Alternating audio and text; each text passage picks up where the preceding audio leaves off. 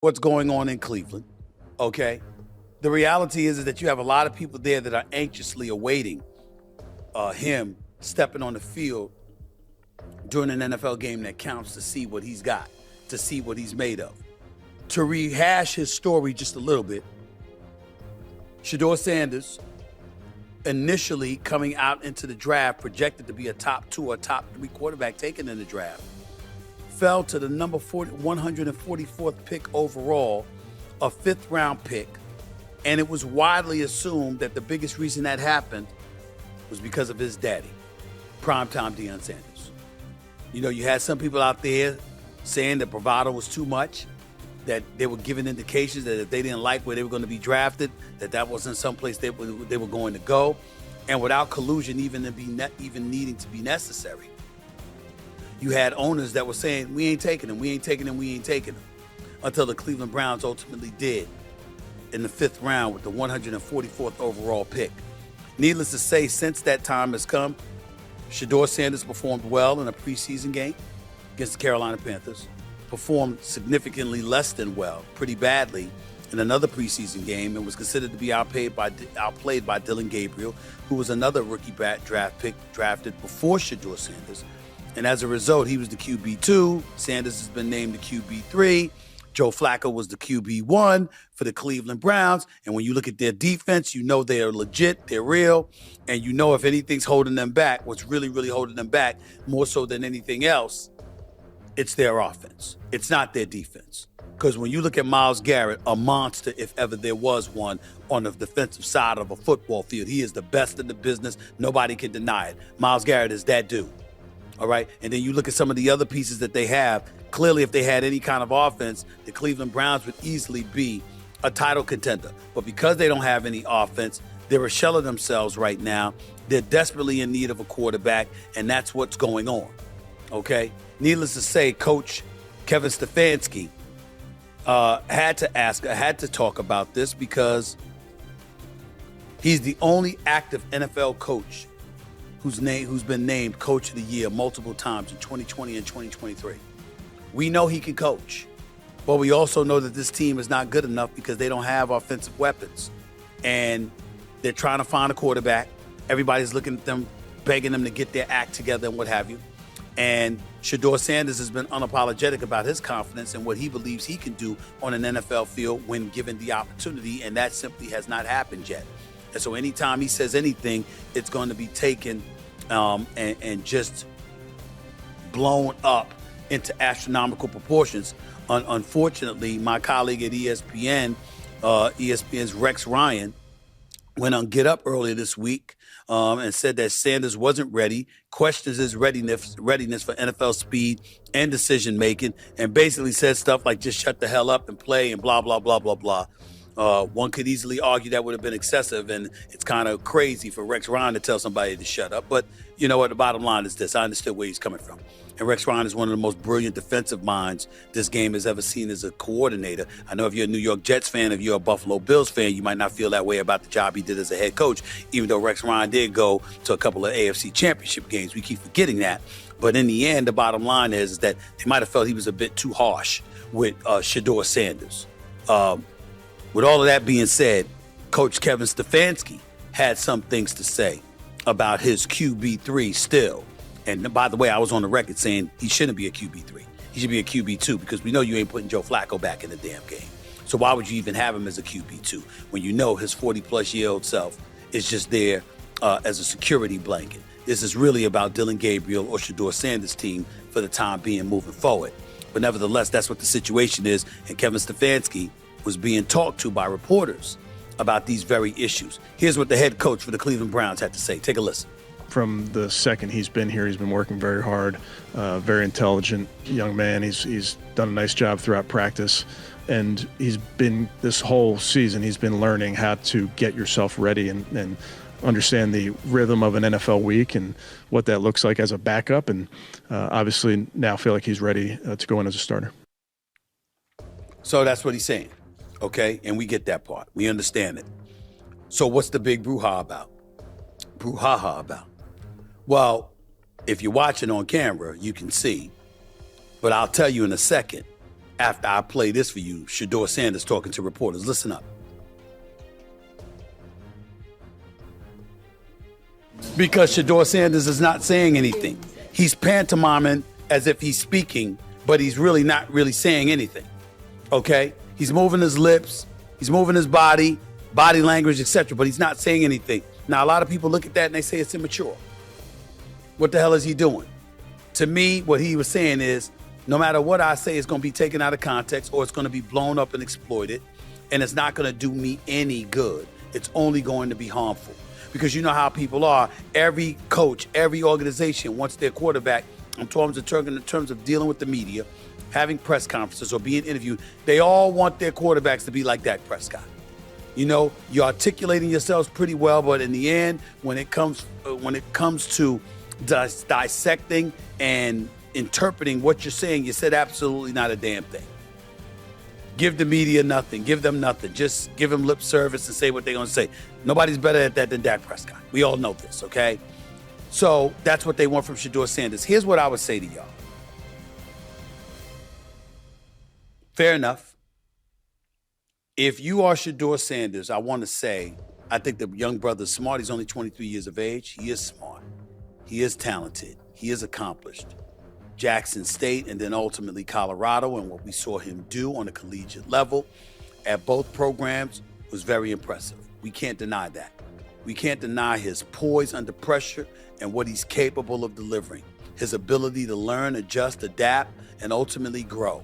And the pedigree is definitely unquestionable. His daddy may be the greatest athlete we've ever seen in American history. I mean, we could throw Bo Jackson out there. We could throw a few others out there. But how can we definitively say we have seen a greater athlete than primetime Deion Sanders? As a football player, as a baseball player, as a football player playing the cornerback position, plus being a wide receiver, plus being a kick returner, a punt returner, the man was sensational. He was box office, he was spectacular, and he talked that smack and he backed it up. He had that swag, that bravado, and he backed it up. And nobody will deny it. Oh, by the way, the San Francisco 49ers couldn't beat the Dallas Cowboys led by Troy Aikman and Michael Irvin and Emmitt Smith. And then they got primetime Deion Sanders, coincided with the same time that Jerry Jones got rid of Jimmy Johnson, and San Francisco beat the Dallas Cowboys in an NFC Championship game. Then they turn around. After winning the Super Bowl in San Francisco, Jerry Jones goes and he gets prime time away from San Francisco, brings him to Dallas, and Dallas turns around and wins the damn Super Bowl with prime time. So he helped San Francisco overcome their doldrums against the Dallas Cowboys, going from Atlanta to San Francisco, helping Steve Young and those boys win a Super Bowl championship, Jerry Rice included. And then after doing that, departing from them, joining the Cowboys, and then beating those same dudes he had helped win the Super Bowl the year before. That's prime time we talking about here. That's prime time we talking about here. Who is unquestionably one of the greatest athletes in American history, if not the world. And an absolute winner, absolute spectacular. That may not be his son, but that don't make his son a scrub. Here's what it does make his son, however. It makes his son an individual that needs to be aware of his circumstances, needs to be aware of the fact that you are primetime Deion's son. And you got to watch what you say. You got to watch how you carry yourself. You got to watch everything you do. I didn't say it was fair. I didn't say it was fair at all. But it's reality. And it is time that Shedeur Sanders understands that every little thing he does is under a microscope because of who your dad is. And because you got a lot of people as lovable as your dad is. That's my brother. I love him to death. And I can speak to a lot of guys within the NFL that now work in television that will say the same thing about primetime Deion Sanders. We got authentic, real, sincere love for that brother. But that doesn't mean everything that has happened is right. Like primetime talking before the draft about how his son gonna listen to him, how they're gonna evaluate the process, and his son gonna do what his daddy wants him to do. We gotta remember stuff like that. And we want to ask the question, what if he don't listen? Who? In other words, of course he's gonna listen. That's why I broke Deion Sanders' heart to see his son drop in the draft, because he know that part of the reason that Shedeur Sanders dropped to 144th overall and being a 5th-round pick was because of him. Because you had not the NFL community per se, but you got some owners out there. They don't want somebody coming to tell them what they're going to do. NFL owners don't play that. They're very big on control. Jerry Jones has proven that to you on many, many occasions. You also don't want prime time in your camp if you're some of these coaches, because you know he can coach now, because he's proven that. And because he can coach and he's proven that, people are going to look at him and say, if he comes on, if Shedeur Sanders arrives, well, then maybe it's not going to be long before prime time Deion Sanders arrives as the coach, which also contributed to the thought process. That's why you didn't bring Shedeur Sanders onto your team. So it hurt Deion Sanders' heart to see his son hurt by his presence or his perceived presence. If you're Shedeur Sanders, you got to know that. I know it's only been a few months since you've been a part of an NFL team, but you yourself, Shedeur Sanders, said, yo, I could have handled the interview process differently. Maybe I shouldn't have come with a certain level of swag. Maybe I shouldn't have been as outspoken as I would have been. Maybe I should have handled things a little bit differently, because this is a new environment, a new culture. So all of those things that he recognized that he could have done differently, it doesn't just apply to the NFL draft. It applies to the NFL period. When you pantomiming and, feigning as if you're talking and saying nothing and stuff like that, some people could look at that and say, that's an extra tool that you're utilizing to bring in attention to yourself. Why don't you just focus on getting on the damn field?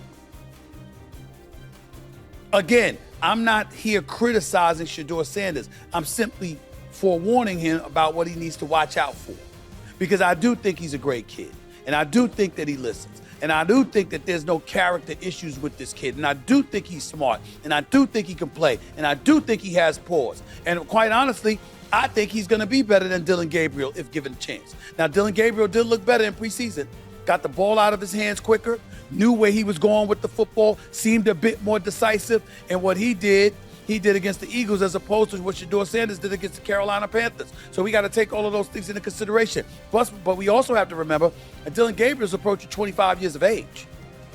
He's played about 64 college football games before he came to the pros. So he's a seasoned veteran for somebody who's a rookie on the NFL level, because he played a lot of collegiate ball. Had about 5 or 6 years in college. We got to remember that when we're looking at Dillon Gabriel, whereas that's not the case for Shedeur Sanders.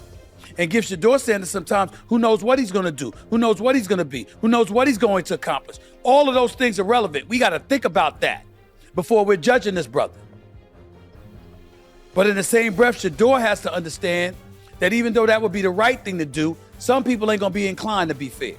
Some people ain't going to be inclined to wait and reserve judgment. Some people are going to be assholes. And they're going to be very, very premature in their thinking and judge you accordingly. And they don't need to be doing that.